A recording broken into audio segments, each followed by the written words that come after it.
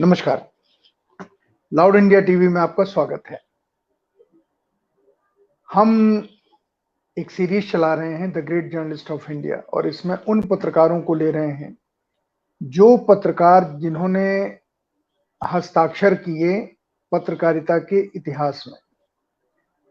पुराने पत्रकारों के ऊपर हमने तय किया कि हम बातचीत करेंगे, लेकिन जो हमारे बीच में आए अब तक वो सब ऐसे थे जिन्होंने पत्रकारिता में अपना एक स्थान बनाया। और मजे की चीज यह है कि उनके उस स्थान को जो रिकॉग्निशन मिलना चाहिए वो नहीं मिलता। कल हमारे साथ राहुल देव जी थे, उसके पहले सीमा मुस्तफा थी, फिर विश्वनाथ सचदेव थे। आज हमारे साथ बहुत ही अहम शख्सियत हैं राम कृपाल जी। मैंने इनके परिचय में लिखा है, मैं यहाँ उसको नहीं पढ़ूंगा, लेकिन मैं राम कृपाल जी आपका स्वागत करता हूँ और मैं एक छोटा आग्रह करता हूँ कि प्रारंभ आप अपने आप को कैसे विश्लेषित करते हैं as a Ram Kripal journalist, तो फिर हम बाकी चीजों के बारे में बात शुरू करते हैं। भाई साहब, मैं बहुत ईमानदारी से बताऊं, मैं सिर्फ अपने को बहुत ही ईमानदारी, इसमें कहीं कोई वो नहीं है, मैं जैसे बाकी पत्रकार हैं उसी तरह का एक पत्रकार अपने को मानता हूँ।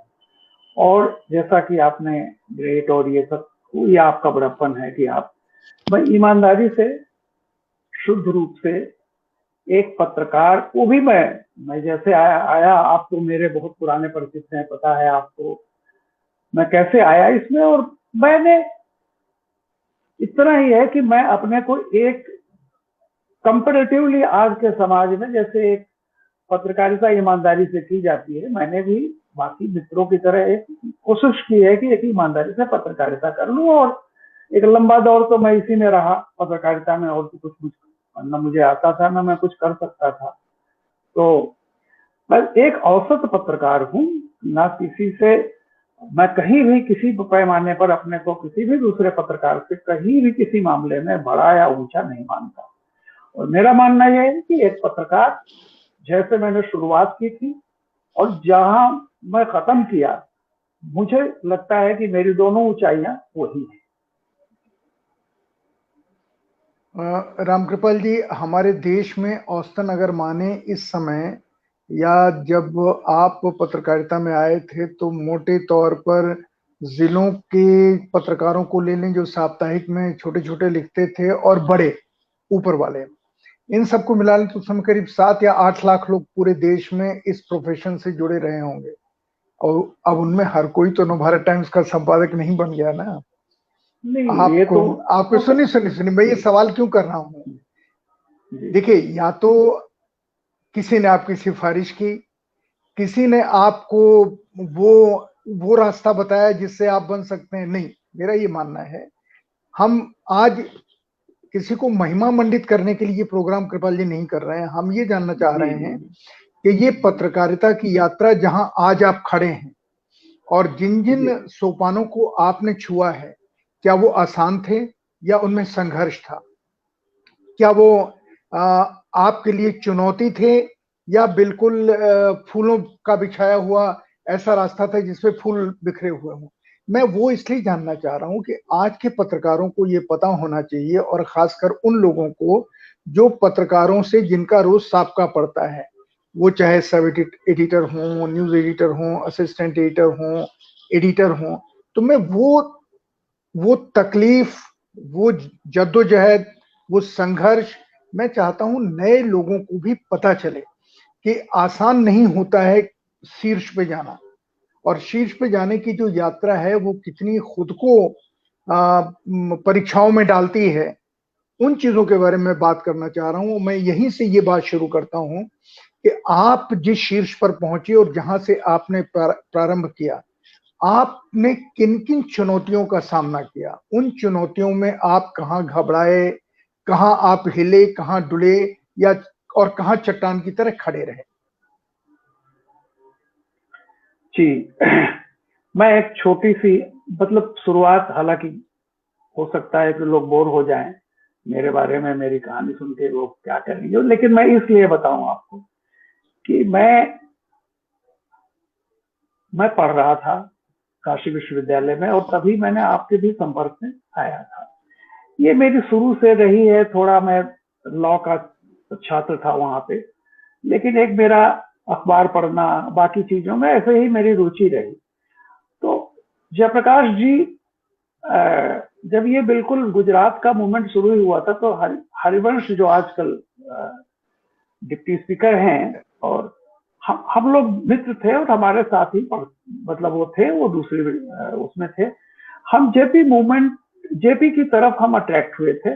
और एक बार उनको राजा राम मोहन राय हॉस्टल में हरिवंश जी ने ही बुलाया था। तो हमने देखा कि बमुश्किल से 15-20 लोग उनको सुनने के लिए आए थे। जाड़े का दिन था, मुझे लगता है अक्टूबर नवंबर रहा होगा वही।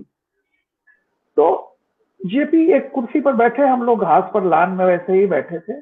वहां से एक तरह से मैं आकृष्ट हुआ उस जो जेपी की बातें वो सुन करके, और जो उसके बाद का जो अचानक जब गुजरात का नस्बील आंदोलन बिहार तक पहुंच गया, और जब चिमन भाई पटेल हटाओ से लेकर के अब्दुल गफूर हटाओ, वो एक बहुत बड़े फलक पर आया। तो उस दौर से थोड़ा सा हमारा हरिवंश का हो रहा। फिर मेरे साथ उस समय कई घटनाएं भी घटी, मेरे पिताजी गुजर गए और बहुत सारी चीजें ऐसी हुई। तो मैं तो कुछ जानता भी नहीं था। मेरा तो इच्छा थी कि लॉ के बाद मैं ये एलएलएम करूंगा, कुछ ऐसे ही। हरिवंश ने मुझे पहली बार बताया कि ये पत्रकारिता का एक कोर्स होता है, और ऐसे में हॉस्टल आपको तभी मिल सकता है कि जब वही कंपटीशन से होता है। बाकी चीजों में तो बड़ा मुश्किल था। हॉस्टल का मोह था कि हॉस्टल न छूटे। हमने हरिवंश के कहने फॉर्म भरा और चले गए, और पत्रकारिता का इम्तिहान दिया, फिर उसमें सेलेक्ट हो गए। आगे की बातें थी, जो भी है। तो इस तरह से मैं पढ़ ही रहा था। तो एक चंद्र कुमार जी थे आज अखबार के, वो आते थे हम लोगों को पढ़ाने।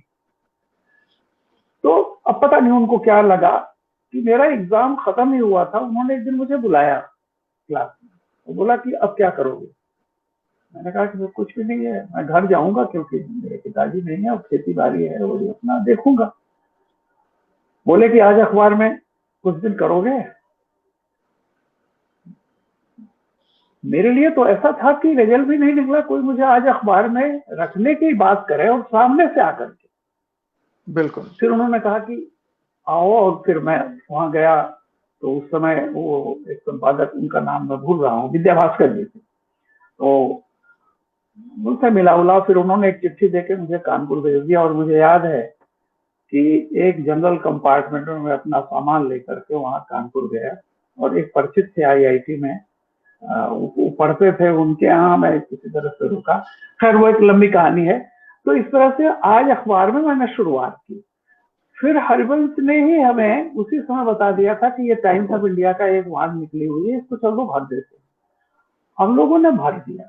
लेकिन जिस बार वो मैंने भरा था, उस बार मैं एक्चुअली अपने गांव में तमाम कारणों से मैं गांव में रह गया, और चिट्ठी मुझे देर से मिली। तो खैर अगले साल मैं उसमें आ गया, और इस तरह से मैं टाइम्स ग्रुप में आया।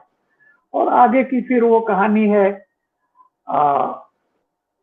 मैं उन तमाम पदों पर रहा हूं जो एक छोटे से, यानी कुल मिला के ट्रेनी जर्नलिस्ट, फिर उसके बाद एक होता था सुपर न्यूमेररी, उसके बाद होता था सब एडिटर, सब एडिटर से senior sub editor, senior sub editor के बाद चीफ सब एडिटर, और उसके बाद फिर मैं चला गया रविवार में। आप ही ले जाने वाले मुझे थे, उसके लिए प्रेरणा स्रोत और सारी चीजें। फिर जैसा एसपी सिंह और आप लोग, खैर वो एक अलग कहानी। फिर मैं वहां गया, वहां से लौटा, और उसके बाद फिर कुछ ऐसे ही रहा कि हमने, और हम नकवी जी साथ ही जाते थे, हम दोनों वहां गए, और दोनों, आप चौथी दुनिया आपने शुरू किया, और हम दोनों के लिए एक था। तो कहीं से अंदर से एक आता था कि नई चुनौतियों को स्वीकार करना चाहिए। तो आनंद बाजार पत्रिका जैसी नौकरी जब छोड़ करके हम बिल्कुल एक, तो बहुत लोगों ने मुझे कहा, अब नहीं है, एक राजकिशोर जी ने बहुत समझाया मुझे कि क्या आप कर रहे हो, नहीं करना चाहिए। मैंने कहा कि देखा जाएगा। मैं आया, वो भी चुनौती हमने स्वीकार की और किया। वो दौर बहुत ही मेरे संतोष का दौर रहा है, और मैं समझता हूँ नतीजे के भी बहुत संतोष का दौर होगा। जो हम लोगों ने उस दौर में किया वो एक अलग कहानी है। कितना कीर्तिमान स्थापित किया कि पहली बार एक चौथी दुनिया जो है वो नवाया वक्त, और कहाँ कहाँ, और मेन स्ट्रीम में अनुवाद करके निखिल चक्रवर्ती जी ने उस दौर में फ्रंट पेज पर हमारी हाशिमपुरा वाली खबर छापी थी। तो हमें चुनौतियों में आनंद आता रहा, और भविष्य के लिए मैं कभी ऐसे नहीं सोचता था कि क्या होगा नहीं होगा आगे। फिर आप जानते हैं एसपी सिंह और राजेंद्र माथुर जी जो कभी लखनऊ हमें लेके गए थे, फिर वो चाहते थे कि मैं वापस नवभारत टाइम्स से आऊँ, तो खैर हम चले गए, लखनऊ गए, फिर वहां से दिल्ली आए, और पता नहीं हम काम करते रहे, और कुछ लगा होगा मैनेजमेंट को, लोगों को, कि धीरे धीरे धीरे धीरे उन्होंने ऐसा, चूंकि मैं लखनऊ में ऑलरेडी संपादक था नवभारत टाइम्स का, जब मुझे भेजा गया था तो एज समाचार संपादक विष्णु खरे जी थे, लेकिन उसके बाद मैं संपादक बना और वहां का अखबार निकाले हम लोग, नकवी जी और हम। तो वो अखबार जो हम लोगों ने वहां संघर्ष किया था, और भाई दबे लखनऊ में हम तब रहे, मिसेस श्रीमती गांधी की हत्या हुई तब भी हम लखनऊ में थे, और हम लोगों ने अच्छा अखबार डाला था। और उसके बाद राजीव गांधी का चुनाव हुआ, राजीव गांधी प्रधानमंत्री चुने गए।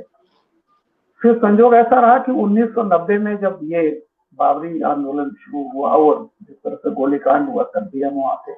1992 में जिस तरह से ढांचा गिराया गया, सारी चीजें हुई, तब भी हम वहां थे। तो कुछ होगा, फिर हम दिल्ली लौटे, तो एक थोड़े से दिनों के बाद जो सीनियर लोग थे, संपादक हमारे लोग थे, और वो विद्यानिवास मिश्र जी थे, उसके बाद डॉक्टर बाली थोड़े दिन रहे, फिर चले गए। फिर जिम्मेदारी आई है हम लोगों पर, तो संभालते रहे, और 2014 में यह मेरी छोटी सी यात्रा है, मैं रिटायर हुआ। तो कहीं न कहीं लोगों ने, मुझे हमेशा सबका प्यार मिला, सारे लोगों का स्नेह मिला, और जो भी फीडबैक गया होगा मेरी तरफ से, मेरे जो संपादक थे या जो भी रहे हैं, जो उनका स्नेह रहा, मैं उनका सम्मान करता हूँ। और मैं नवभारत टाइम्स से रिटायर हुआ 2014, एक लंबी यात्रा रही है। तो रामकृपाल जी, मैं इसलिए जानना चाह रहा हूँ, आप उस समय की जो पत्रकारिता आपने की, और आपके साथ जिन लोगों ने काम किया रविवार में, चौथी दुनिया में, मैं चौथी दुनिया का इसलिए विशेष जिक्र करूंगा कि आपके नेतृत्व में उसमें जितने लोग आए, उनमें सभी लोगों ने राष्ट्रीय स्तर पे नाम ही नहीं कमाया, वो सब संपादक बने। अब जिनका जिक्र अभी रामकृपाल जी कर रहे थे, कमर वहीद नकवी, वो आज तक के डायरेक्टर बने, न्यूज डायरेक्टर बने, और उनका बड़ा नाम है पत्रकारिता में। जितने भी इनके साथ लोग थे, वीरेंद्र सेंगर, जिस स्टोरी का ये जिक्र कर रहे हैं कि निखिल दा ने छापी थी, वो वीरेंद्र सेंगर ने रिपोर्ट की थी, हाशिमपुरा मलियाना वाली। तो सारे लोगों को, जो इनकी टीम के सदस्य थे कृपाल जी के, वो सब संपादक हुए। हमारे यहाँ सबसे जूनियर हरि थे, हरि नारायण जी हिंदुस्तान के संपादक हुए। आलोक पौराणिक देश के सबसे बड़े अर्थ के विशेषज्ञ लेखकों में हैं। तो वो एक गर्व की चीज है कि सारे साथ, उनके साथ काम किया मैंने आपकी लीडरशिप में, जो सब संपादक बने। मैं इसलिए जानना चाह रहा हूं कि उस समय की पत्रकारिता और आज की पत्रकारिता में कुछ कमी नजर आती है, आज बेहतर है, उस समय बेहतर थी? हालांकि परिवर्तन होता है, विकास होता है, पर वो विकास क्या सही दिशा में है? पत्रकारिता को उसने रिच किया आज तक, जब आपकी लीडरशिप में लोग थे, लीडरशिप में आज भी हैं, आप जाते हैं, कमेंट करते हैं टेलीविजन के ऊपर, बेस्ट पैनलिस्ट हैं। ये मैं जानना, मेरा मुख्य सवाल यही है, आज की पत्रकारिता, आपने जिन लोगों को ट्रेंड किया, उन्होंने जो पत्रकारिता की, क्या फर्क लगता है? संतोष जी, समय बदलता रहता है, और मैं अपने अनुभव, मैं किसी पर ये नहीं कहता कि लोग, लेकिन मेरा अपना अनुभव ये रहा है, और जिसके आप अनुभव ही नहीं, यथार्थ है जो आप साक्षी हैं। हम लोग उस समय, ऐसा नहीं है कि हमारे पास भी कहीं न कहीं से हम सबको मालूम होता था। मैं एक छोटी सी घटना आपको हाशिमपुरा की ही बता दूं। जब ये खबर आई, ये खबर बहुत जगह पे, जिन्होंने भी ये सूचनाएं दी थी, बहुत सारे दफ्तरों में ये खबर घूम चुकी थी, किसी की हिम्मत नहीं हुई थी छापने की। और जब हम लोगों के पास आई, आप उसके थे, आप संपादक थे, हर हालत में आपको लेकिन मैं ये आपका भी बड़प्पन मानूंगा कि आपने कहीं भी वो जितनी आजादी दी थी, मैं जानता था कि उस समय के जो उत्तर प्रदेश के मुख्यमंत्री थे वो आग बबूला हो जाएंगे सुन के, और जानता था कि आपके बहुत घनिष्ठ मित्र हैं, लेकिन आपने कहीं कुछ भी उस पे नहीं। और वो खबर छपी, खबर छपने के बाद उनको जैसा होता ही है, बड़े बड़े लोगों को पता चल जाता है। तो हमारा तो साप्ताहिक था, उन्होंने एक कोशिश की कि अखबार उत्तर प्रदेश में वो ही न होने पाए। जब मुझे ये खबर मिली अगले दिन, आपको शायद याद होगा कि हमने संपादकीय फ्रंट पेज पर मैंने लिखा, और बिल्कुल वीर बहादुर को संबोधित करते हुए एक था वो संवाद, व्यंग में कि ठीक है जितना भी आपसे कर लीजिए डंडा, लेकिन ये सच्चाई तो है। तो एक देखिए वो एक चीज थी, हमें जोखिम लेने में एक तरह का हमें हमेशा एक आनंद मिलता था, और भाग हमेशा ये रहा कि आप जैसे, मतलब मुझे जो मिले उन्होंने पूरी आजादी दी, जहां कहीं भी कुछ रहा हो। एक छोटी सी दूसरी घटना मैं बता दूं, जब बड़ा कई बार बहुत पशोपेश में पड़ना होता है, लखनऊ में था, राजीव गांधी जी का चुनाव था, वही गांधी के बाद उत्तर प्रदेश से वो चुनाव लड़े थे, मुझे ध्यान एग्जैक्टली रायबरेली से या अमेठी से, जहां से भी उन्होंने लड़ा हो। वो एक वहां से एक चित्र ऐसा आया था, एक खबर आई थी कि किसी कमरे में एक कोई है जो तमाम बैलेट पेपर लेकर के मुहर मार रहा है, अकेला बंदा है, खूब मुहर मारे जा रहा है। तो वो क्या हुआ कि वो खबर धीरे धीरे आती रही, और उस दौर में मैं और नकवी जी जहाँ रहते थे, तो हमारे शैलेश जी ने कहा कि आप, मैं ही इंचार्ज था रात को, तो उन्होंने कहा कि आप छाप देंगे। मैंने कहा कि दे दो मुझे, मैं वादा करता हूँ छापूंगा। हुआ क्या कि मेरे संपादक जी थे बहुत सीधे बेचारे, रामपाल सिंह सरल आदमी थे। अच्छा, वो चूंकि सरकारी अधिकारियों को पता चल जाता है कि ऐसी कोई खबर तैर रही है कहीं, तो उन्होंने जाहिर सी बात है सारे संपादकों को फोन कर दिया होगा कि भाई देखो ऐसे ही है, कोई छोटी मोटी खबर, इसको कहीं जाए नहीं। संपादक जी जाने लगे तो मुझसे कहा बुला करके, उन्होंने कहा भाई ऐसा ऐसा सुना है, ऐसी कोई खबर है, देखिए आप जरा देख लीजिएगा कहीं। तो मतलब मीन्स कभी कभी कुछ, उन्होंने कहा कि बेहतर हो कि अवॉइड कीजिएगा।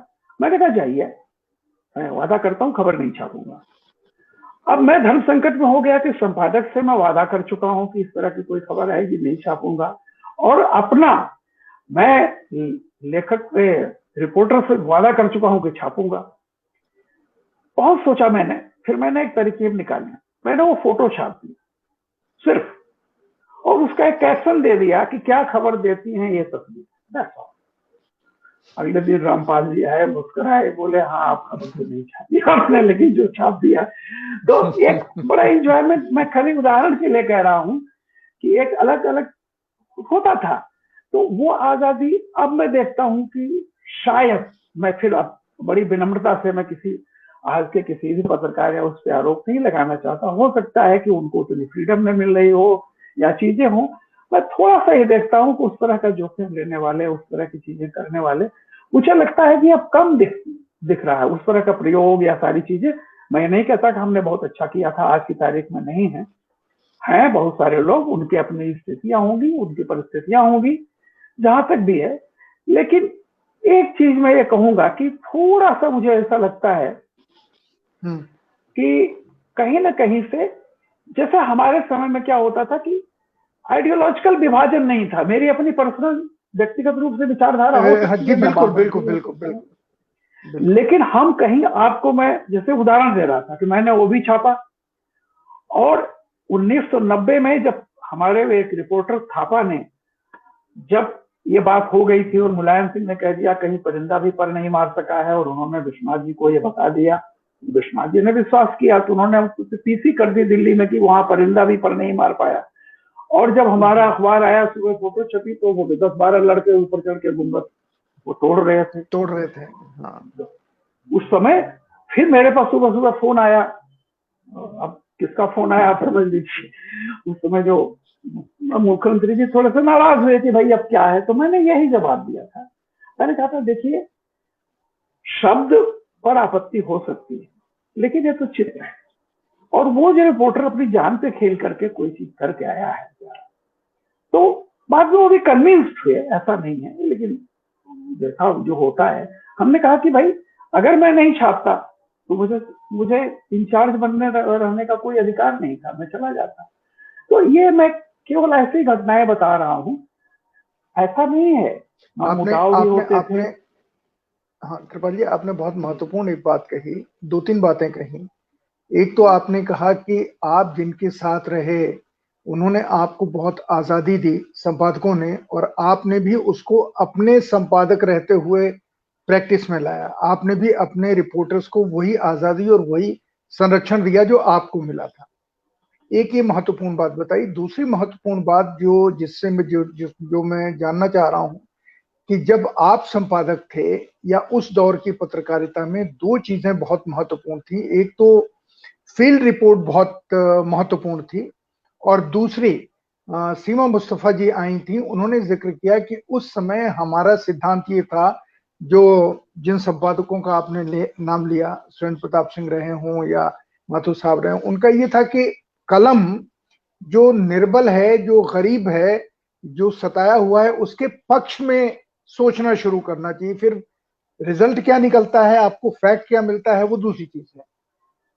शुरुआत वहां से कीजिए कि गरीब सताया हुआ वो हम हमारे पहले ध्यान, जो आज नहीं है, जो आपने इशारा किया कि आज संपादकीय आजादी तो है ही नहीं। आज तो एक नई चीज हो गई है कि मैं फील करता हूं, आपकी राय चाहता हूं कि ज्यादातर मैं नकवी को भी इसमें शामिल करता हूं। नकवी जब टेलीविजन में चीफ थे, या आप जहां कमेंट करने जाते हैं वहां आप देखते हैं कि एक तरीके से वो विषय गायब हैं जो विषय होने चाहिए। और वो एंकर जिसने पत्रकारिता की एबीसी नहीं मालूम है, जिसको ज्ञान ही नहीं है विषय का, वो कंडक्ट करता है डिस्कशन रात के 9 बजे के। तुम बताओ, तुम क्या कह रहे हो, इसने ये कहा तुम बताओ, उसने ये कहा तुम बताओ। उसका अपना ज्ञान उस विषय का कहीं है ही नहीं। ये जो आज की एगोनी है जर्नलिज्म की, वो एगोनी पूरे मुल्क में पत्रकारिता को, रामकृपाल जी, मुझे देख के डर लगता है कि मौकरी बना के रखे हुए। आप किसी भी इससे भी पूछ लीजिए कि आपको आज के जर्नलिज्म के बारे में क्या कहना है, मेरे ख्याल है 10 में 8 एक राय देंगे, 2 एक राय देंगे। मैं इसके ऊपर आपका कमेंट चाहता हूं, क्यों इसमें विनम्रता की आवश्यकता नहीं। ये सिचुएशन है, उस इतिहास को नकारना है जो सचमुच पत्रकारिता का रहा है। संतोष जी, बिल्कुल आप सही कह रहे हैं। मैं आपको, मेरी जो पूरी यात्रा रही है, मेरी या नकवी की, कुछ एक सिद्धांत हमने अपने जीवन में बनाए, जो जो मेरा व्यक्तिगत भी हो सकता है। और मैंने ये कहा था कि जब मैं संपादक बना, दो चीजें मैंने कही कि संपादक एक जज की तरह होता है। मेरी विचारधारा कहीं भी ये किसी को नहीं होनी चाहिए। मैंने कहा कि न मेरा नाम छपेगा मेरे अखबार में, न मेरी फोटो छपेगी, कभी भी नहीं, जब तक मैं संपादक हूं। नंबर 1। नंबर 2, मेरी कोई अपनी राय नहीं है। मेरी जो राय होती है वो एक संपादकीय पेज पर जब कभी होगा, वो भी अनाम छप जाएगी, ताकि मेरे जो साथी हैं उनको ये पूरी फ्रीडम हो कि भाई ये आदमी इधर का है, उधर का है, इसकी आइडियोलॉजी का। हम हमेशा एक बात को मानते रहे, अच्छी पत्रकारिता वो है जो मुंशी प्रेमचंद की कफन कहानी की तरह है। क्या बात, जहां तथ्य से शुरुआत होती है और तथ्य पर चीज खत्म होती है। अगर आपका प्लॉट बहुत स्ट्रांग है तो उससे मैसेज कई गुना स्ट्रांग होगा। लेकिन आज दुर्भाग्य से क्या है कि मैं जब देखता हूं, हम कभी भी खबर को और राय को गड्ढमड नहीं करते थे। मेरा कहना था कि आप तथ्य को रख दीजिए। ए ने बी की पॉकेट से पैसा निकाला, आप यही लिखिए। उसके बाद ये कमेंट करने की, विशेषण लगाने की जरूरत नहीं, इसलिए ये चोर है, ये दागी है। अरे भाई, ये अदालत फैसला करेगी, आपने वो तथ्य दिया। मैं हमेशा इस बात को कहता हूं कि मुंशी प्रेमचंद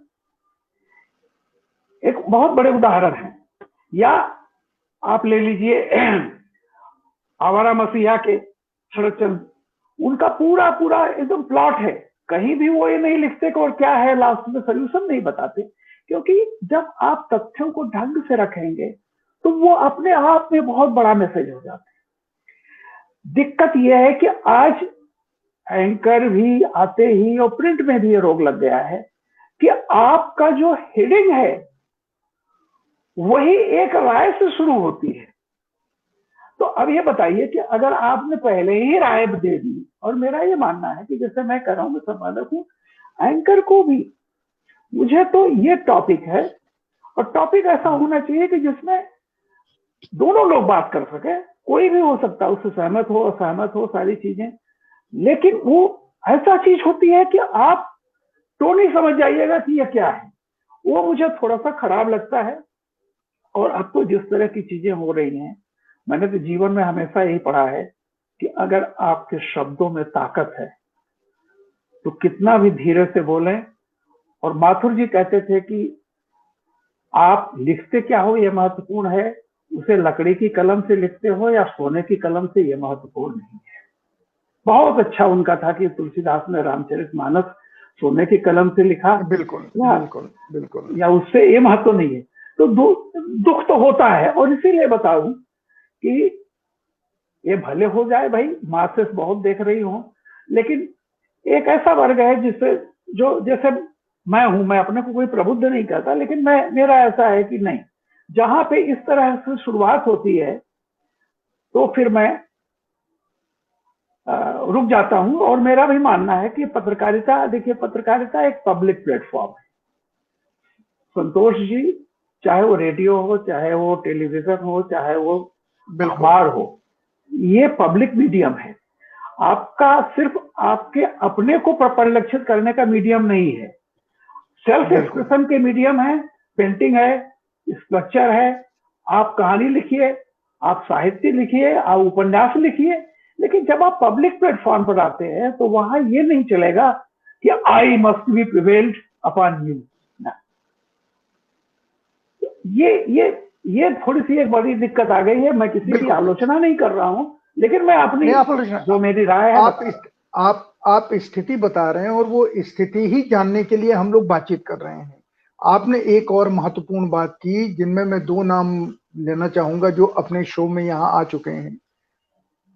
आपने ये कहा कि उस समय आपकी विचारधारा हो सकती, क्योंकि हर एक की कोई विचारधारा होती है, वो विचारधारा में होता था, पर उस विचारधारा के लिए अखबार में लॉबिंग नहीं करता था, और अखबार की खबरों को या उसकी दिशा को उस विचारधारा के हिसाब से चलाने की कोशिश नहीं करता। तो ये भी आपने कहा। दो लोग यहाँ पर आए, राम बहादुर राय जी और राहुल देव जी। अब सब जानते हैं, राहुल देव ने तो कल खुल के कहा कि मेरा तो बैकग्राउंड ही आरएसएस का है। राय साहब ने भी कहा कि मेरा बैकग्राउंड आरएसएस का है। पर इन लोगों ने जहां जहां पत्रकार रहे, जहां इन्होंने लिखा, उस सारी चीज में कहीं पर भी उसके लिए एक दुराग्रह नजर नहीं आया कि उन्होंने उसको मोड़ा हो। ये आपने बहुत महत्वपूर्ण बात की। अब जिन संपादकों के साथ आपने काम किया कृपाल जी, और जिन पत्रकारों के साथ आपने काम किया, कुछ उनका जिक्र कीजिए। संपादकों का जिक्र जरूरी है जिनके साथ आपने काम किया, क्योंकि लोग बहुत सारे उन लोगों को भूल गए हैं। तो मैं चाहता हूं कि आप उनके ऊपर थोड़ी सी रोशनी डालें, उनके काम करने के तरीके को, उनकी समझदारी को, उनकी हिम्मत को। आपसे आग्रह कहें इसके बारे में। जी, आपने ये जरूरी सवाल था मुझे बताने के लिए भी कि मैंने जब टाइम्स ऑफ इंडिया के लिए अप्लाई किया, वो ट्रेनी जर्नलिस्ट था, तो संतोष जी, वो दूसरी बार मैं दिल्ली गया था। पहली बार अपना एक पत्रकारिता के टूर में गया था, और दूसरी बार जब मुझे आया कि हाँ टेस्ट देने के लिए आइए, पहली बात तो यह है कि हमको तो यही नहीं था कि टेस्ट देने के लिए बुलाया जाएगा कि नहीं, क्योंकि एक आर्टिकल भेजना पड़ता था, लेख। तो मेरा एक लेख उस समय आज अखबार में छपा था, मैंने उसी आज अखबार को के लेख को भेज दिया, और मुझे आ गया बुलावा कि हाँ इस तारीख को आइए। मैं दिल्ली गया, मेरा रिटन वो टेस्ट हुआ, और उसके बाद फिर मुझे इंटरव्यू के लिए भी रोका गया। बाद में रोका नहीं गया, मैं चला आया था, उसके बाद इंटरव्यू के लिए मुझे बुलाया गया। और आपको ताजुब होगा, इंटरव्यू के मतलब आप जानते हैं उस समय संपादक नवभारत टाइम्स के थे अज्ञे। मैं अज्ञे जी को जब मतलब जानता था कि यही संपादक हैं, जब बुलाया गया कि मुझे इस तारीख को पेश होना है, तो मुझे नहीं पता था कि वहां कौन होगा। मुझे दिल्ली बुलाया गया क्योंकि ऑल इंडिया होता था और बॉम्बे वालों को बॉम्बे और इस तरह से। अब आप सोचिए, अज्ञे जी के सामने मैं जा रहा हूँ। जो लड़का गांव से पहली बार या दूसरी बार दिल्ली गया हो, मुझे तो दिल्ली की न गलियां पता थी न कुछ भी पता था। अज्ञे जी के सामने बैठना, और जो भी है, अज्ञे जी ने एक दो चीजें पूछी, मैंने अपना बता दिया। और भी उन्होंने कई तरह से थोड़ा साहित्य, और मैं साइंस का विद्यार्थी था, फिर मैंने लॉ किया था, लेकिन मेरी रुचि हमेशा से रही, तो कुछ पढ़ता रहता था। बीएचयू में जैसे जेपी मूवमेंट के दौरान और भी लोगों से, तो एक तो थोड़ा सा पॉलिटिकल रुझान थी, और साहित्य में जो हमारे वहां मित्र हुआ करते थे, तो जैसे अपने अपने उसमें भी मैंने अज्ञे की पढ़ ली थी, एक दो और उनकी किताबें पढ़ ली थी, तो खैर उस जैसे नहीं, तो वो जो भी हुआ, खैर मेरा सिलेक्शन हो गया। और फिर मुझे फाइनली बॉम्बे कॉल किया गया फाइनल कॉल के लिए। बॉम्बे में वहां जो लोग बैठे हुए थे, उसमें डॉक्टर भारती, अज्ञे जी, शायद कमलेश्वर थे उस समय, मुझे ध्यान नहीं है, 7-8 तो संपादक थे। अब मैं किसी को भी उसमें से कभी जीवन में उसी समय मिला था, और डॉक्टर भारती को उसी समय देख रहा था, तो इस तरह से मेरा कहर हुआ। फिर मैंने ट्रेनिंग स्कीम ज्वाइन की, और मुझे वो सब बॉम्बे से शुरुआत करते हैं, ट्रेनिंग वहीं दी जाती थी। मुझे अचानक एक आया कि दिल्ली में आपको दिल्ली भेजा जा रहा है। आया दिल्ली, तो अज्ञे जी थे। खैर, मेरे जैसा आदमी जो अज्ञे जी को, आप समझ सकते हैं अज्ञे जी क्या हुआ। वो बहुत कम बोलते थे, और स्टाफ भी उनसे मिलने के लिए बहुत सोचता था कि परसों अज्ञे जी अगर 2 मिनट टाइम दे, तो वो कितने भारी भरकम व्यक्तित्व था। तो इस तरह अज्ञे जी से एक शुरुआत हुई, और अज्ञे जी से रूबरू नहीं होना, मैं तो मुश्किल से 1-2 बार मिला ऐसे ही थोड़े से काम के लिए, बिल्कुल, लेकिन सीखा मैंने। अज्ञे जी जितना विद्वान आदमी, जैसे एक एक शब्द को जो हम लोग लिखते हैं, वहां से मैंने अज्ञे जी से बहुत सारे शब्दों को जाना कि हाँ ये सही होता है। तो अज्ञे जी पहले थे, और उसके बाद फिर जहां मैं जिसका जिक्र कर रहा हूं, मैं बॉम्बे फिर चला गया, और विश्वनाथ जी का मैं उनको बहुत बहुत प्रणाम करता हूं। वैसा व्यक्तित्व, मैं एक्चुअली वो सब रविवार्ता के इंचार्ज हुआ करते थे, और मुझे उनके साथ लगा दिया गया था, तो मैंने बहुत इंजॉय किया। उनसे भी मैंने बहुत कुछ सीखा, और उनकी सरलता ये थी कि मैंने कभी विश्वनाथ जी को कभी भी खींचते या गुस्सा होते देखा ही नहीं। इतने दिन हो गए, मैं कभी भी नहीं। और उनके बड़प्पन को विश्वनाथ जी रहे। फिर उसके बाद आनंद जैन वहां आए थे बॉम्बे में संपादक होकर के, उनके साथ भी काम करना पड़ा। वो थोड़ा नए लड़कों को बड़े उत्साह के साथ आगे बढ़ाते थे। और उसके बाद थोड़े दिनों के लिए रामपाल जी के साथ रहा। फिर राजेंद्र माथुर जी आए। माथुर जी से हमने बिल्कुल बहुत कुछ सीखा। माथुर जी ने पूरा का पूरा मेरा, जिसको कहते हैं पत्रकारिता का जीवन, माथुर जी ज्यादा नहीं, वो कुछ एक वाक्य कह देते थे, उसी तरह जैसे आइंस्टाइन ने कहा E is equal to mc square. Mathur ji ने मुझे यही बताया कि देखो, नए प्रयोग करो, गलतियां करोगे कोई बात नहीं। और हम लोगों ने बॉम्बे में करना शुरू किया, हमने नकली ने तो उसके खामियाजे भी भुगते। फिर माथुर जी ने बड़ा साथ दिया। एक छोटी सी घटना बता दूं आपको याद होगा कि जब कपिल देव ने पहला वर्ल्ड कप जीता था, मैं और नकवी उस दिन रात को, बाय द वे, हम ही दोनों नाइट शिफ्ट में थे, और हमारे एक जो चीफ साहब थे वो भी थोड़े से उत्साही थे, वरना तो बॉम्बे में अब जानते हैं कि पुराने लोग थे और वहां पे तो बिल्कुल लीक पकड़ के चलने का था। बिल्कुल।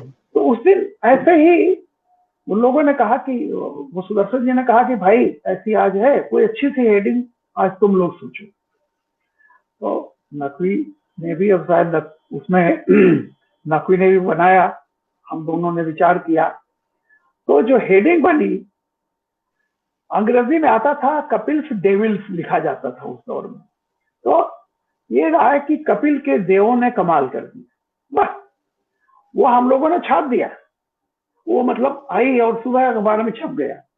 बाद में पता चला कि हम लोग तो घर में अपना रात को आते थे, बाद में पता चला कि जब वरिष्ठ लोग वहां पहुंचे, न्यूज एडिटर, तो एक डाक एडिशन निकलता था करीब 12 बजे, तो उन्होंने उस हेडिंग को गिरवा दिया और कहा कि ये क्या हो गया, ये क्या छाप दिया उल्टा सुल्टा इन लोगों ने। तो जब हमने इस बात को सुना तो बड़ा दुखी हुए और हम लोगों को झाड़ भी थोड़ी पड़ी। राजेंद्र माथुर जी जब बंबई आए तो हम लोगों से मिलने के लिए उन्होंने बुलाया।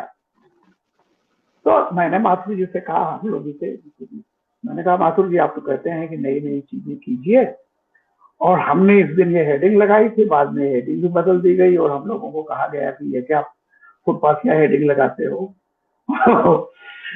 तो माथुर जी का एक सेंटेंस था, माथुर जी ने फिर बुलाया सीधे और उन्होंने एक बहुत बड़ी बात कही।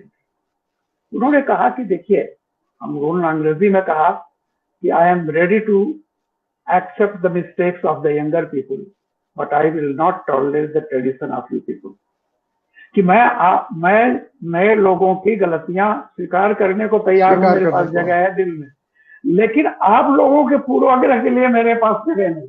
आप लोग जो अपना ट्रेडिशन अगर चलाएंगे तो खबरदार है। तो उदाहरण दिया कि इसमें क्या गलती थी, अंग्रेजी में तो दैत्य लिखते हैं, इन्होंने तो देव लिखा है। तो आपको बताऊं कि माथुर जी, और एक बात उनका होता था कि अखबार की भाषा आइसक्रीम की तरह होनी चाहिए, जिसे बच्चा जीभ पर रखता है और अंदर चली जाती है, उसे दांत लगाने की जरूरत नहीं। बिल्कुल। तो ये माथुर जी तक रहा, और उसके बाद तो खैर सुरन जी का एक अभी आपने जो नाम लिए, इन लोगों के सामने आप सही कह रहे हैं कि डॉक्टर धर्मवीर भारती या अज्ञे जी, ये सब ऐसे थे जिनके चेहरे को देख करके लगता था कि आप एक बौद्धिक बोझ से दब गए हैं। जी। कभी कभी होता है ना, चेहरा ही ऐसा था कि सामने वाले को लगता था कि वो अपने को धन्य मानता था कि वहां बैठा है। और सबसे बड़ी चीज ये है कि लोगों को तो अब इन नामों को पता नहीं आज की, क्योंकि मैं आपको जब आप मिलेंगे तो मैं आपको व्यक्तिगत रूप से बताऊंगा कि कितनी दुर्भाग्यपूर्ण स्थिति है। लोग सुरेंद्र, पत्रकारिता के छात्र, टेलीविजन चैनल में लोग सुरेंद्र प्रताप सिंह का नाम नहीं जानते। मैं उनसे डर से नहीं पूछता हूँ क्या तुमने सच्चिदानंद, हीरानंद, वात्स्यायन अज्ञे का नाम सुना है। मैं किसी से नहीं पूछता कि डॉक्टर धर्मवीर भारती की पत्रकारिता के बारे में कोई तुम्हारी मालूमात है या नहीं है। पर आज जो स्थिति है, जो आप कह रहे हैं, तो आप लोग वो भाग्यशाली पीढ़ी के हैं जिन्होंने इन लोगों को देखा, इनके साथ काम किया। विश्वनाथ जी ने आपकी बड़ी तारीफ की। विश्वनाथ जी शो में आए थे और उन्होंने बहुत तारीफ की, उन्होंने बहुत अनुभव उन्होंने बताए। तो आपकी और संजय पुगलिया की, तो ये बहुत बड़ी तारीफ की। तो मेरा सिर्फ ये कहना है कि जो मैं पूछ रहा था सवाल, जहां पर आते आते आप मुझे लगता है कि उदयन जी और संजय के बारे, सुरेंद्र जी के बारे में बताइए, फिर हम, क्योंकि बाकी लोगों के बारे में तो आप बता चुके हैं, तो जरा उदयन जी और सुरेंद्र जी के बारे में बताएं, फिर हम आगे बढ़े।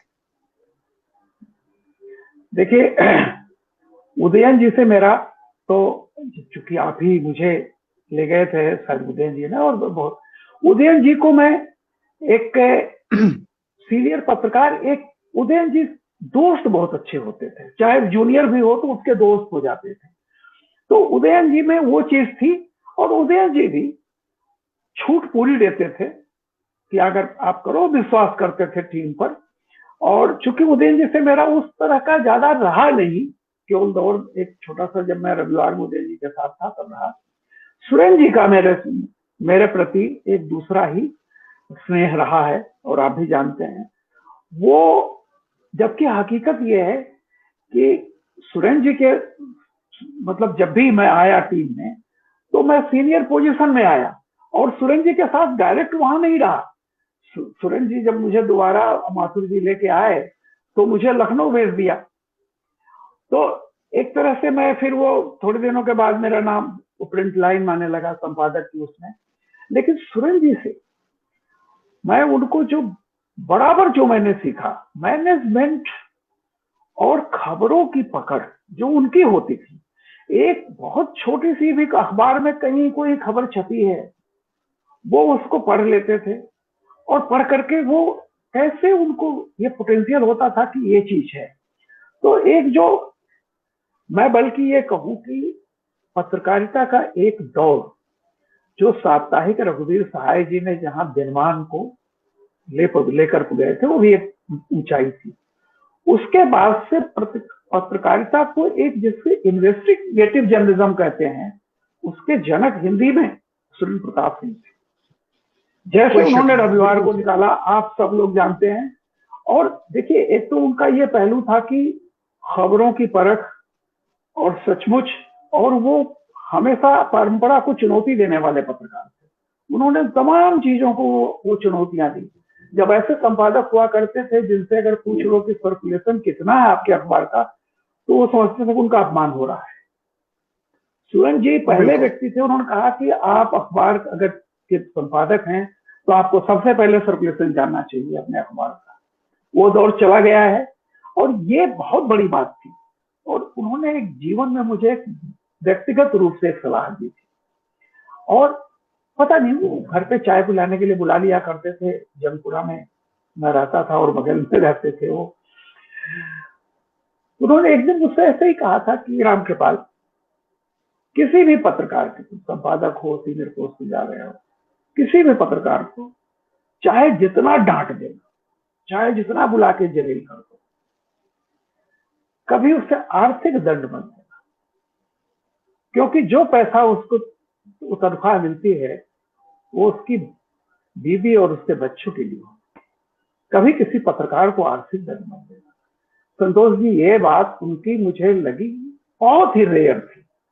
वरना आजकल तो मैं देखता हूँ जब भी कोई नया आता है सबसे पहले कहता है कि किसको किसको निकालना है और मैंने सुरेंद्र जी की ये बात बिल्कुल गांठ बांध के रख ली जी। तो ये उसमें से एक सुरेंद्र जी उन लोगों में से थे जिनका काफी हद तक मुझे मार्गदर्शन मिला।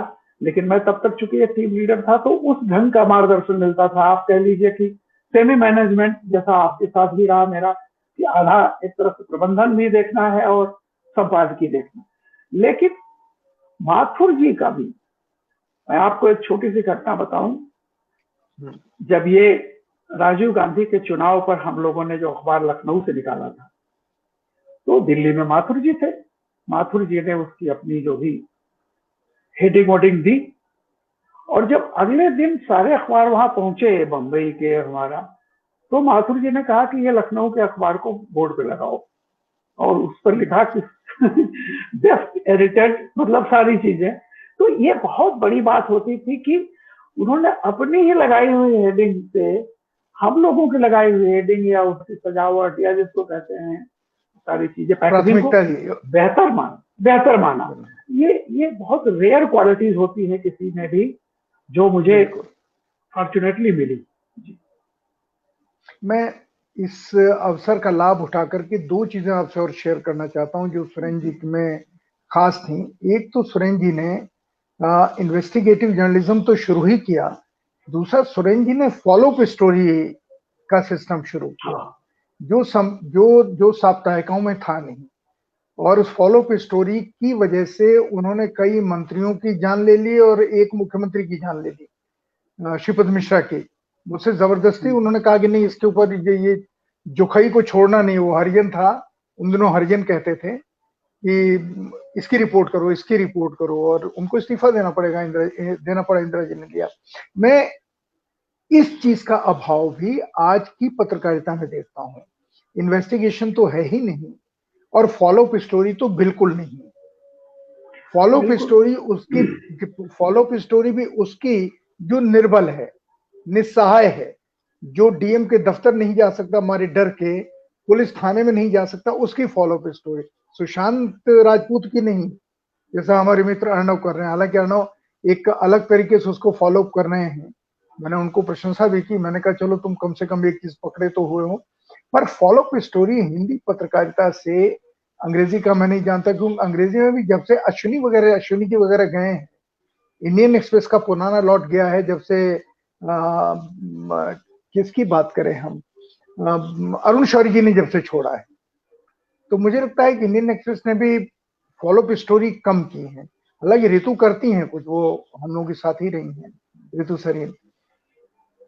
ये चीज आज की पत्रकारिता में बहुत साल की है, इन्वेस्टिगेशन और फॉलो अप स्टोरी, इसका नितांत अभाव है।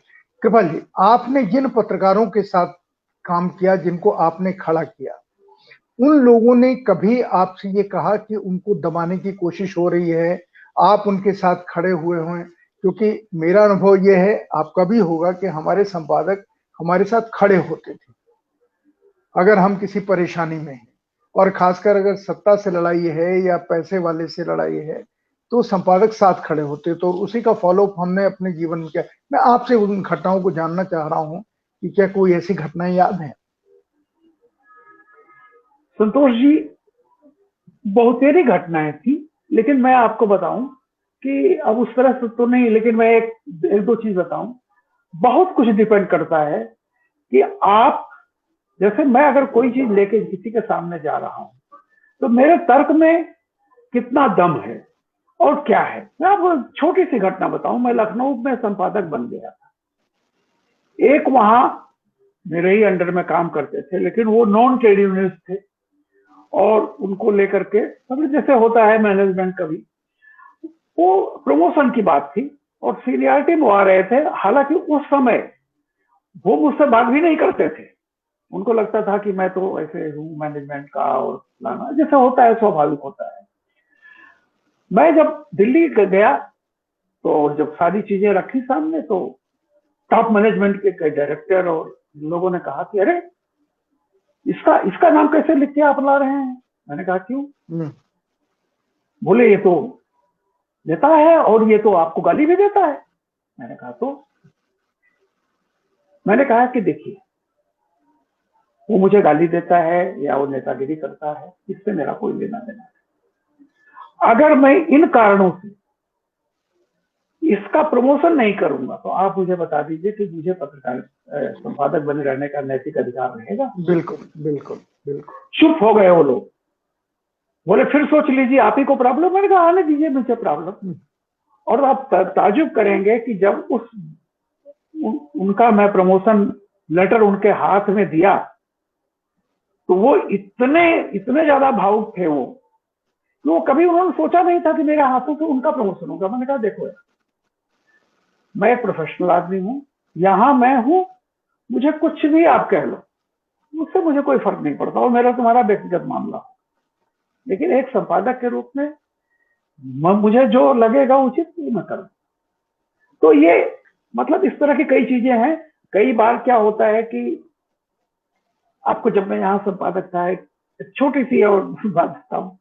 मुझे प्रधानमंत्री कार्यालय से एक आया था इन्विटेशन कि आप चलिए प्रधानमंत्री जी के साथ। वाजपेयी जी थे उस समय, और मैं नहीं गया। और मैंने उस पर, जैसे होता है, मैं जो पीएमओ कॉल करता है उसका नाम दिया। हालांकि उस समय वो मतलब वो लोग चाहते थे कि संपादक ही चले, कोई नहीं गया।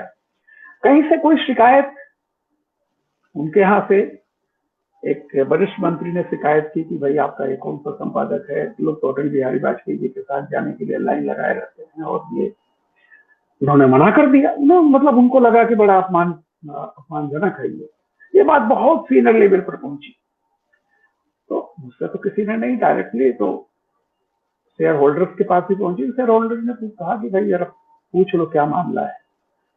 तो लंच रूम में एक डायरेक्टर मेरे पास आए, तो उन्होंने धीरे से कहा कि भाई वो आपने पीएमओ अटल जी चाहते थे आपको ले जाना, आप क्यों नहीं गए? मैंने कहा कि मैंने कोई अटल जी पर खबर कभी की है? तो मेरा मुझे नहीं। मैंने कहा ये बताइए, जो साल भर वहां जाता है, पीएमओ कॉल करता है और बिल्कुल एक टूर पर बिल्कुल। उनके साथ घूमना हो तो मैं चला जाऊं। मैंने कहा ये मेरे से नहीं होगा, आप जाके बता दीजिए और जिसने भी फोन किया उससे कह दीजिए नहीं जाऊंगा। मुझे शौक नहीं, मेरा जो बीट देखता है, ब्यूरो है, वो इंटाइटल है, वो जाए। तो ये मैं ऐसे भी कह रहा हूँ कि बताइए आप बहुत बड़े बड़े लेवल पर, और मैं जानता हूँ कि वाजपेयी जी ने नहीं, वाजपेयी चाहते थे, वो लखनऊ से थे, आपको याद ही होगा, और उनका एक इच्छा होती थी कि हिंदी के संपादक लोग मतलब चलें। लेकिन मैं बिल्कुल वही बिल्कुल। सोचा, मैंने कहा कि भाई आज ये उचित नहीं है। तो ये डिपेंड करता है कि आप कहाँ पर, मतलब क्या चीज है। मैं इसमें ये नहीं कहता कि मैंने जो किया बहुत अच्छा किया, जो लोग नहीं ऐसा करते हैं मैं उनका सम्मान करता हूँ, लेकिन मैंने अपने अपने बारे में यही निर्णय लिया। और मैं आपसे आखिरी सवाल पूछूं इसके पहले एक चीज मैं दर्शकों को बताना चाहता हूं कि फॉलोअप स्टोरी का एक सबसे अच्छा और एक और उदाहरण मेरे पास है जो रामकृपाल जी और नकवी जी के खाते में है। इन दोनों ने ही इसको किया था। मेरठ कई महीने तक कचहरी को किसानों ने घेर रखा था और मेरा ख्याल है सिर्फ आप ही दोनों ने इसको चौथी दुनिया में लगातार महीनों तक कवर किया था। वो शायद वीरेंद्र सेंगर ही उसको रिपोर्ट कर रहे थे। ये जो परंपरा थी उस परंपरा को रामकृपाल जी ने और नकवी जी ने, हालांकि किसान उस समय कुछ हंगामा करे वो तो ठीक है, पर जिस तरीके से टिकैत जी ने उसको घेरा था और जिस तरीके से उनको सपोर्ट लोगों का था वो अद्भुत कहानियां थी। और वो उस जमाने की रिपोर्ट बहुत मुझे हमेशा याद रहने वाली है। फॉलो रिपोर्ट हाशिमपुरा की कहानी तो ठीक है, वो तो एक घटना थी जो हिम्मत के साथ आ गई, पर ये इस तरीके की स्टोरी जो होती थी वो बहुत कमाल की होती थी। अब मैं आखिरी आपसे सवाल पूछना चाह रहा हूं, इस सारी सिचुएशन को देखते हुए रामकृपाल जी, नए आने वाले पत्रकारों को आप as a senior journalist, as a editor, as a guru, आप उनको राय क्या देना चाहेंगे कि वो अपने को कैसे निखारें, क्या क्या सावधानियां रखें और क्या क्या सावधानियां न रखें, दिमाग के स्तर पर और हिम्मत के स्तर पर और दिल के स्तर देखिए संतोष जी, आज का जो दौर है, एक पहले हमें सोचना चाहिए। पहले क्या था, लोग इंतजार करते थे कि अखबार आएगा दरवाजे के नीचे से और क्या हुआ 24 घंटे में हमें जान लेंगे। लेकिन आज क्या है कि डिजिटल मीडिया ने इंफॉर्मेशन का बम्बार्डमेंट कर दिया है। सूचना सूचना इतनी अधिक हो गई है, इतनी ज्यादा हो गई है कि उसमें क्या है कि एक बहुत ही, जिसको मैं कहूंगा कि एक एक खराब सी भूख। चलिए आपको दिन भर की सारी इंफॉर्मेशन मिल जाए तो आपकी लाइफ में है क्या, क्यों चाहिए इतनी सूचना। लेकिन क्या है कि आज पत्रकार कई बार भ्रमित हो रहा है, जो जो मैं कह रहा हूं कि वो सोचता है कि आईटीआर, इंफॉर्मेशन ट्रांसफर रेट जिसको हम कहते हैं, कि कितनी जल्दी मैं अपनी बात को कहूं, सबसे पहले मैं कह देता हूं।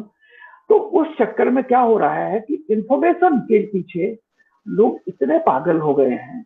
और अब क्या हो रहा है कि जो पीढ़ी आ रही है उसको दरअसल क्या होता है कि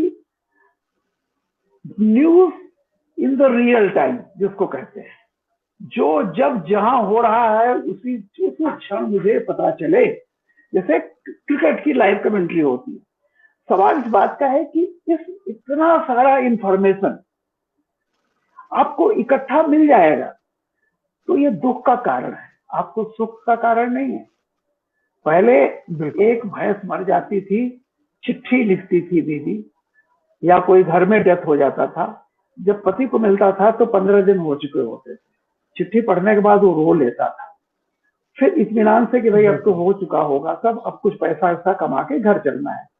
तो इंफॉर्मेशन जितनी देरी से अनावश्यक इंफॉर्मेशन मिले उतना सुकून है आपका। लेकिन आज क्या हो गया है कि सब सूचना के दौर में है। मैं हमेशा एक बात को याद रखता हूं कि सूचना उबाती है, विचार की भूख होती है। और अगर वो चीज और क्रेडिबिलिटी, दूसरा एक आपका क्या विचार आप उस पर रखते हैं, क्या एंगल उसमें लास्ट में लाते हैं, और सूचना के साथ एक क्रेडिबिलिटी भी होनी चाहिए। अगर क्रेडिबल नहीं है और आप बिल्कुल अफरा तफरी में मचे हुए हैं हर तरह का, जैसा कि मैं कह रहा था, तो वो बहुत दिन टिकाऊ नहीं रहती है। और जो एक आपने फॉलो अप की बात कही, आपको शायद याद होगा, चौथी दुनिया में हमने पूरा एक पेज बीती दुनिया करके लिखा जरूर था उसको, या वो पिछली दुनिया से ऐसे कुछ करके था, पूरा हम वो फॉलो अप स्टोरी के लिए ही करते थे। क्योंकि आज मान लीजिए कि बहुत एक बड़ा आसान होता है कि आप आज कुछ फ्यूचर टेंस में कह दीजिए कि फलाना जी हटाए जाएंगे, अब उसके बाद कोई फॉलो अप नहीं करते और फलाना जी 5 साल हो गया नहीं हटे, तो आपको कोई पूछने वाला तो नहीं है। लेकिन जब आप फॉलो अप करेंगे, फॉलो अप में हमेशा इस बात को कहता था कि याद रखना, आज आप ये घोषणा कर रहे हो किस तारीख होगा, मैं इस तारीख को आपसे पूछूंगा, और अगर नहीं हुआ तो अपने आप ये खबर लिख करके ले आना कि मैंने ये जो कहा था वो गलत साबित हुई। तो अभी क्या है कि फॉलो अप स्टोरी आप बिल्कुल सही कह रहे हैं, उसका यही सिर्फ है कि सूचना का इतना बम्बार्डमेंट है कि आदमी उसके बीच से न उसको फुर्सत है, पूरी दुनिया, पूरा उसका जो समय है वो सब ट्विटर, फेसबुक और ये इन सारी चीजों में क्या हुआ, क्या हो रहा है, क्या हो रहा है। लेकिन मुझे लगता है कि ये दौर बहुत रहेगा, संसाधन बढ़ेंगे, लेकिन क्वालिटी और क्रेडिबिलिटी, संतोष जी, हमेशा ये बिकेगी और हमेशा स्थिर रहेगी, और वही महत्वपूर्ण मायने रखती है। बिल्कुल सही बात है, क्योंकि हम बहुत सारे चैनल्स को देखते हैं टेलीविजन चैनल्स को, वो हम देखते हैं कि अभी उन्होंने कुछ कहा और 2 घंटे के बाद खुद ही कॉन्ट्राडिक्ट कर दिया, बिना ये बताए हुए कि ये हमने गलत खबर दी थी या हमारे पास आ गई थी, हमने इसकी पुष्टि नहीं की थी। ये जो सारी चीज हुई, ये दुखद तो लगता है, पर शायद ये आदमी के जीवन में 10 साल, 15 साल, 20 साल या देश के जीवन में कुछ होता नहीं है, पर ये स्थायी नहीं है। जैसे सत्य स्थायी है और ये स्थायी नहीं है। क्या कहते हैं, कौन बीच में आ गया, तो कृपाल जी। जी भाई साहब। तो हम लोग कुल मिलाकर के इस जगह पर पहुंचे हैं कि जो चल रहा है उसे बदलना चाहिए। मैंने आपसे कहा था कि आप नौजवानों को कोई 1 सेकंड होल्ड कीजिएगा इंटरनेट पे, और 1 सेकंड।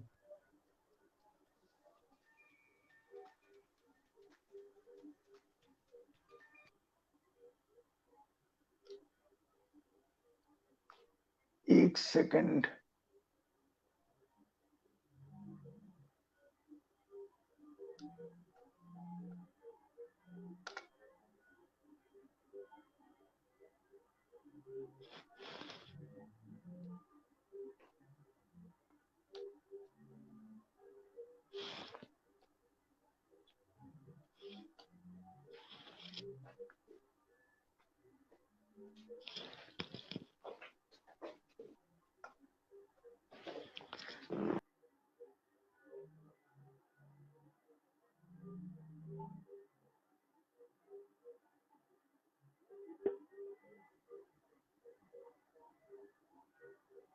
हेलो, आवाज नहीं आ रही है संतोष जी?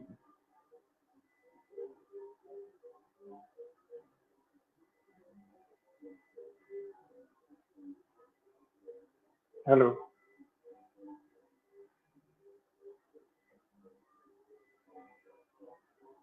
हेलो।